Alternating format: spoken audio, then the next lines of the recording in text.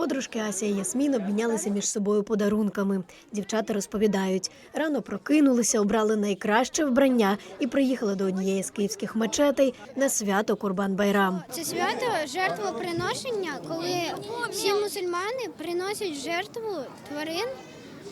І вони разом збираються, ділять це м'ясо, роздають їх бідним, залишають половину собі, роздають цьому народу. Ми ось з подружками до другого даримо подарунки. Я їй подарувала чашку, ручку і ще я подарувала антистрес такий. Обмін подарунками – одна з родинних традицій Курбан-Байраму, а саме святкування розпочали зі спільного ранкового намазу.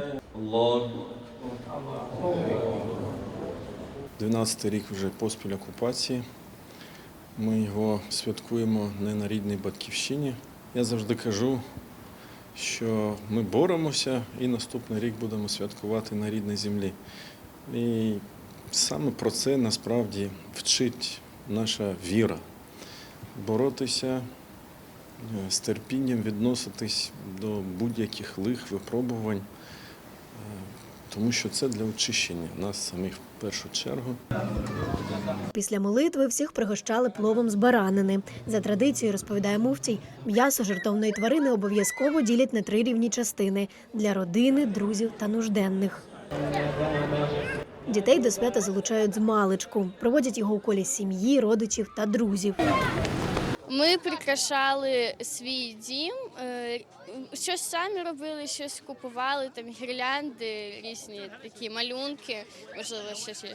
Зазвичай або в гості, або ми можемо в якийсь парк, або якісь такі місця. Зазвичай або в гості, або вдома, в сімейному крузі.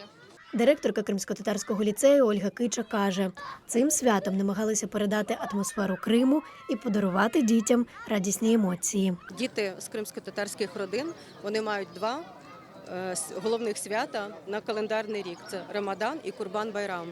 Тому, відповідно, ми робимо все можливе від себе, аби навіть у такий складний час дарувати дітям ту радість і прикладаємо максимум зусиль, аби створити для них цю атмосферу свята, щирості і нагадати про милосердя, тому що Курбан-Байрам – це свято милосердя, тепла, єдності. На локації ярмарок з національними кримсько-татарськими виробами є кримська кава та ринг, де можна спробувати сили у національній боротьбі куреш. Переможець за традицією отримує винагороду живого барана. Ксенія Вапельник, Олександр Сова, Суспільне новини, Крим.